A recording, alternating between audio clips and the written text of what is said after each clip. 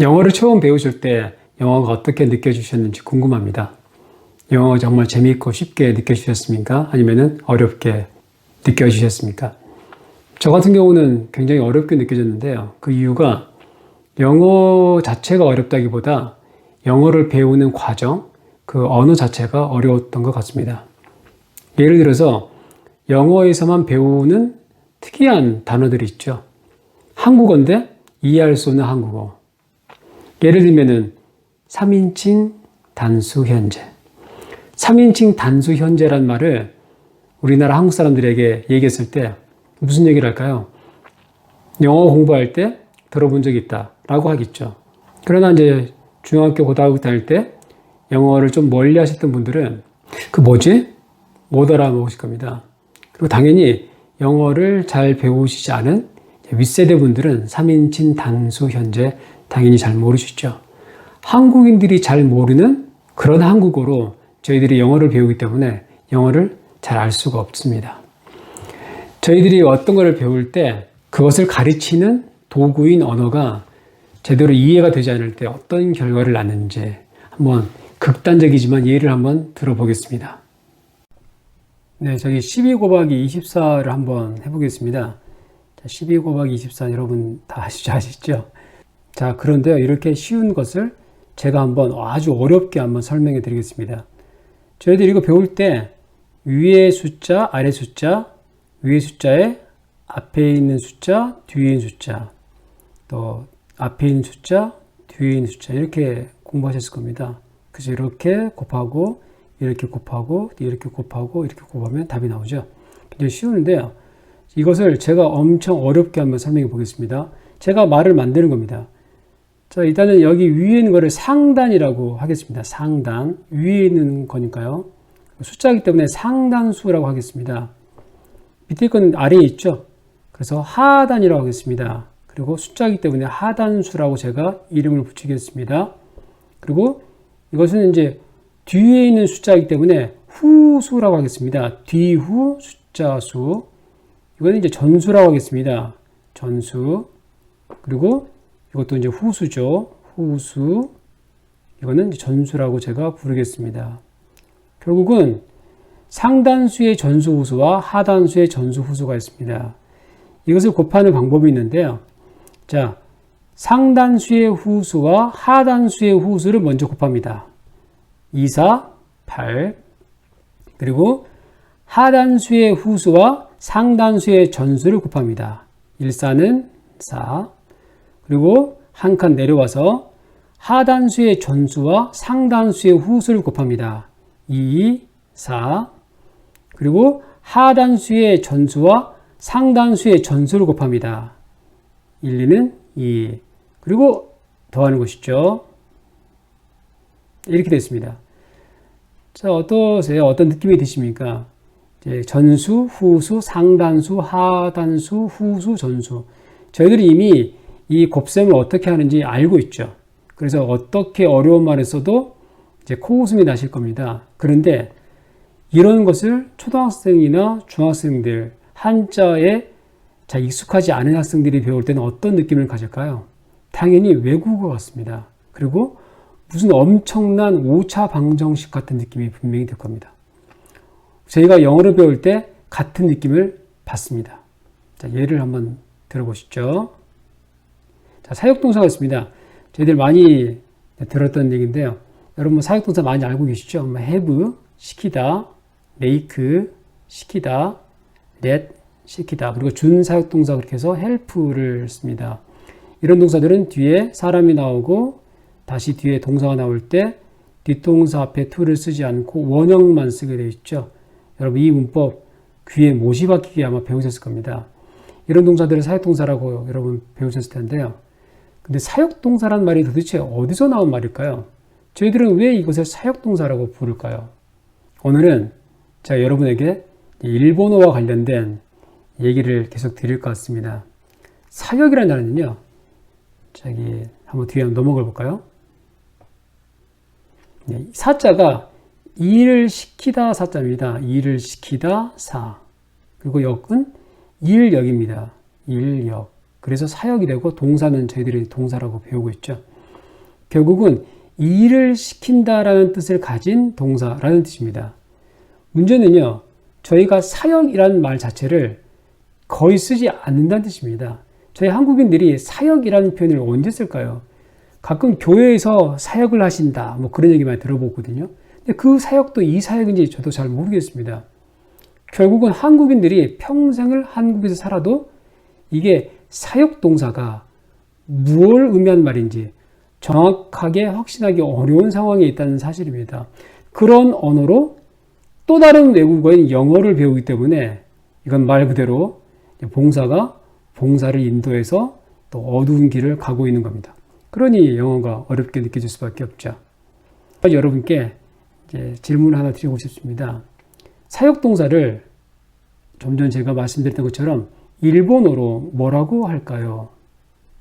자, 제가 이거를 일본어로 읽어드리겠습니다. 일본어로 사역 동사는 시에키, 도시라고 읽습니다. 시에키 도시는요, 한자로 한번 써보겠습니다.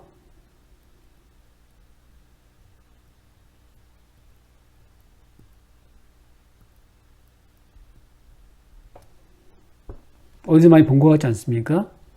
똑같죠? 저희가 사역동사라고 부르는 그 말의 뿌리가 일본어입니다.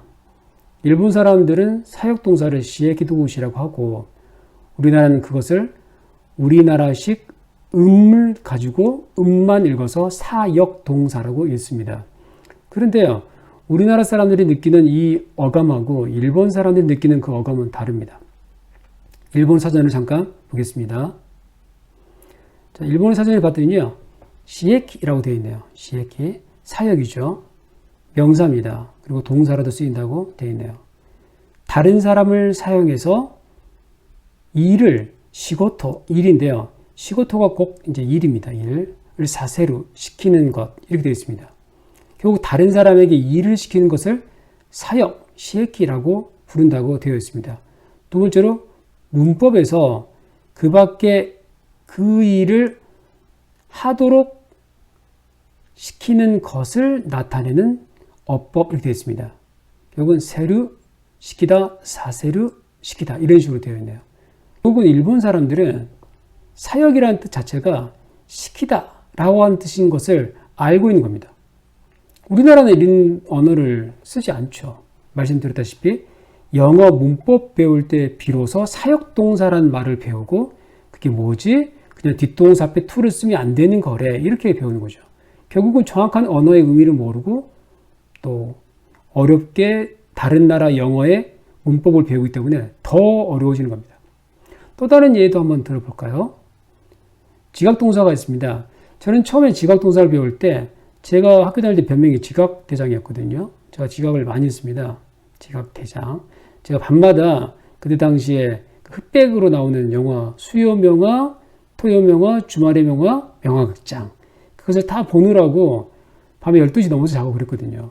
어린 나이에 그렇게 하다 보니까는 당연히 아침에 9시 겨우 일어나고 초등학교도 9시까지 가야 되는데 거의 매일 지각하고 매일 운동장을 돌던 기억이 납니다. 그래서 제가 중학교 들어왔을 때 지각 동사를 배울 때 당연히 지각한 동사라고 생각한 겁니다. 근데 그게 아니라고 그러더라고요. feel, 느끼다, hear, 듣다, 뭐 see, 보다, watch, 보다 이런 단어들이 지각 동사라고 하는 겁니다.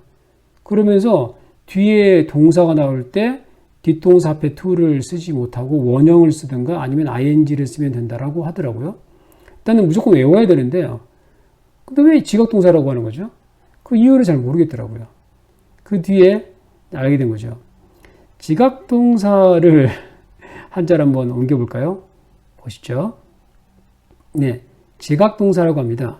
지는 이제 알지, 느끼각 동사입니다. 혹시 지각동사를 일본어로 뭐라고 할까요? 제가 한번 읽어보겠습니다. 치카크 도시 라고 합니다. 치카크 도시인데요. 이것을 한자로 한번 적어볼까요? 일본식 한자죠.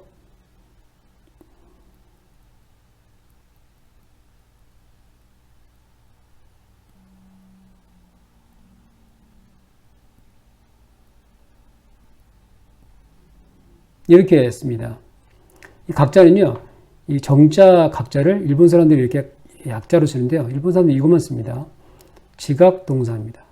결국은 일본 사람들은 지각 이렇게 씁니다. 일본 사람들이 느끼는 지각이라는 단어가 어떤 의미냐면요. 한번 보시죠.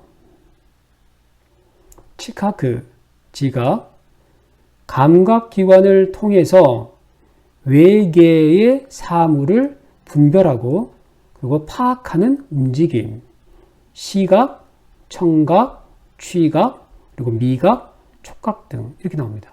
결국은 느낀다는 느낌이 강하죠. 일본인들은 이런 한자들을 많이 씁니다. 일본인들은 중국식 한자를 받아들여서 자기들에게 맞게 이렇게 한자를 개량합니다. 그리고 어려운 것들은 바꾸는 연습을 하고, 그래서 일본어에만 따로 있는 한자가 따로 있습니다. 그리고 이것을 중국에서 왔다 그래서 우리는 중국의 속국이라든지 뭐 그런 생각 하지 않습니다. 일본 사람들은 자기가 외국 것을 받아들였을 때 그것을 우리 거와 했다면 그것은 우리 거라고 생각합니다. 이 사람들에게 이 지각이라는 단어는요, 당연히 느낀다라고 하는 느낌을 갖고 있는 겁니다. 그런데 우리나라에서는 지각동사는 지각한 동사거든요. 결국 우리나라는요, 이것을 다른 언어로 바꿔줘야 됩니다. 대부분의 한국인들이 이것을 어떻게 하면은 잘 알아먹을 수 있을까라고 하는 고민이 저희 학자들에게 필요한 겁니다. 제가 볼 때는 이 지각동사는요, 느낌동사라고 바꾸면 딱 맞습니다. 일본인들이 느끼는 지각동사는 느낌동사거든요. 사역동사는 제가 볼 때 시킴동사가 정확하게 맞습니다. 일본 사람이 느끼는 그 감각을 그대로 저에게 옮겨오면 말이죠. 왜 그런데 사역동사와 지각동사를 지금껏 이렇게 바꾸지 못하고 있는지 모르겠습니다. 요즘에는 이제 감각동사라고 또 바꿨다 하더라고요. 결국은 그 각자를 끝까지 못 놓고 있는 거죠. 자, 이거는 일본어식 이제 한자인데요. 뭐라고 이제 쓴 것 같습니까? 여러분 이 정도는 다 읽으실 수 있을지 모르겠습니다. 요즘에 한자를 거의 안 쓰기 때문에 다들 이제 한자에 약해지셨죠. 이게 3인칭 단수 현재입니다. 이게 지금 우리나라 말입니다. 우리나라 3인칭 단수 현재 다들 이제 알고 계시죠. 영어를 배울 때 앞에 주어가 한 명이고 그리고 단수죠. 한 명이라는 말이 단수입니다. 그리고 3인칭이란 말은 나는 1인칭이고 너는 2인칭이고 나머지는 전부 3인칭이죠. 3인칭인데 한 명일 경우에 동사 뒤에 s를 붙이는 거 보고 3인칭 단수 현재 이렇게 보통 배웁니다. 얼마나 어렵습니까? 무슨 국정원 암호 같지 않습니까? 이것을 일본어로 어떻게 읽을까요? 산인쇼 3인칭 단스 겐자이 라고 있습니다. 결국은 3인칭 단수 현재. 이 말은 일본어입니다. 일본어를 저희들이 음만 따다가 그렇게 학생들에게 가르치고 있는 겁니다. 물론 50년 전에는 또 저희들이 아시다시피 친일파가 청산이 안 됐죠. 그 친일파들이 계속 학교에 남고 대학 교수로 남았기 때문에 이런 현상들이 고쳐지지 않았다고 할 수 있습니다. 그런데 지금은 이제 바뀌어야 하지 않겠습니까? 더 이상 이런 일본어를 가르쳐서는 안 되겠습니다. 일본어가 나쁘다는 것이 아닙니다. 일본 사람들처럼 저희가 이것을 자주적으로 받아들여서 우리 거와 만들면 저희들이 얼마든지 자부심을 가지고 쓸 수 있습니다. 저희가 가지고 있는 언어 중에 이게 일본어에서 오지 않은 것이 거의 없습니다. 예를 들어서 학교? 일본어입니다. 학교가 일본어라 그러면 뭐 무슨 소리냐 하겠죠. 근데 우리나라가 생각해 보시면은 서당이 있었지 학교는 없었죠. 학교는 저희가 하필이면 일본에 이제 병합되면서 일본 사람들에 의해서 학교가 세워지고 하면서 생겼던 말들입니다. 그리고 학생 이런 말도 그렇고 또 여러분 제가 요즘에 가장 이제 생각하는 단어가 방과후입니다. 여러분 방과후란 말을 여러분 들어보신 적 있으신지 모르겠습니다. 학교가 끝난 다음에라고 했는데 방과후는 도대체 무슨 말일까요? 굉장히 어렵죠. 방과후를 한번 살펴보겠습니다. 호카, 네, 호카. 호카인데요. 이게 방과죠. 순수 일본어입니다. 호카. 한자어로 우리나라 말로 읽으면 호카 방과가 되겠죠.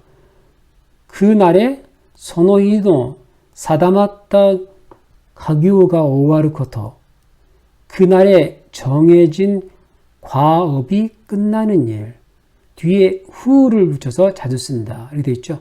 읽으면은 호하고 방과후죠. 방과후는 결국 순수 일본어이고 지금에도 일본에서 자주 쓰이는 단어입니다. 결국 저희들이 방과후라고 학교가 끝난 뒤이란 말을 방과후라고 쓸 이유가 전혀 없는 거죠. 그것이 나쁘다는 얘기가 아닙니다. 그런데 이것들을 저희들이 한국인들이 잘 이해하기 쉬운 언어로 바꾸고자 하는 그런 작업들이 필요한 겁니다. 방과후 너무 어렵지 않습니까? 어떠셨어요?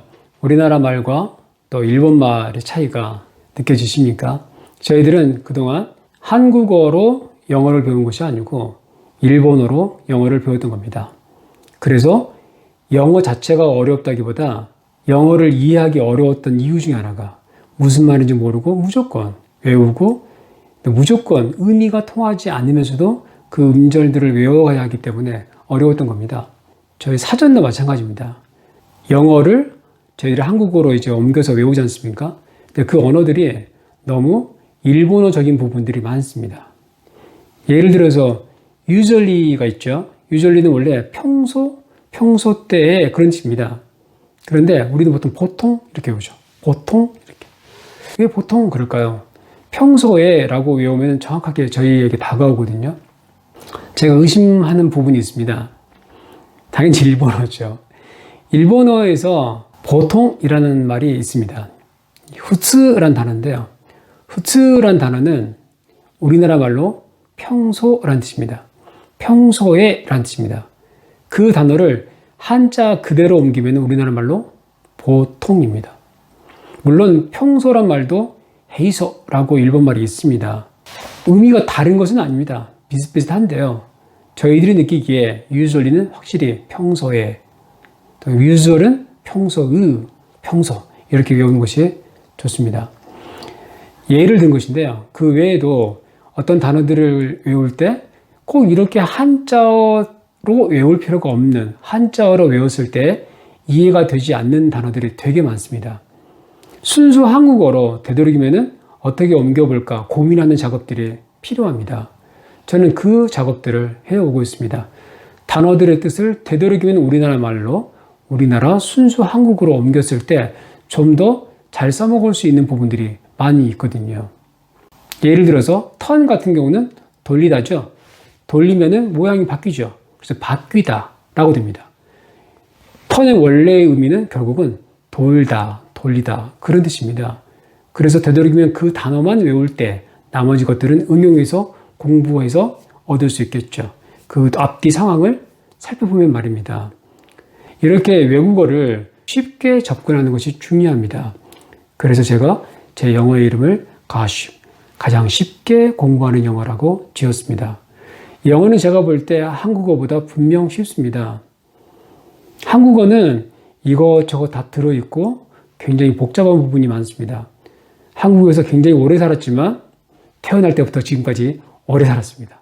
그런데도 불구하고 아직도 글을 쓸 때 맞춤법이라든지 또 쓰임이라든지 이런 부분들이 지금도 어렵거든요. 여러분은 어떠십니까? 이런 부분들이 어려운 것은 한국어 자체가 쉽지는 않다는 것입니다. 그럼에도 불구하고 저나 여러분들은 한국어를 매우 잘하시죠. 영어도 분명히 잘할 수 있다고 저는 확신합니다. 그런데 그 영어를 지금까지 못하게 만들었던 영어의 전진을 방해했던 여러 가지 것들은 저희가 이해할 수 없는 언어로 영어를 공부했기 때문이라고 저는 생각합니다. 순수 한국어로 바꾸는 세종대왕의 그러한 작업들이 우리 안에 있어야 합니다. 사대주의를 버리고 또 기득권 의식을 버리고 권위 의식을 버리고 영어를 처음 배우는 학생들의 마음에 눈높이로 내려가서 그들이 영어를 배울 때 쉽게 배울 수 있도록 하는 학자들의 노력들이 뒤따라할 것입니다. 오늘은 여기까지입니다.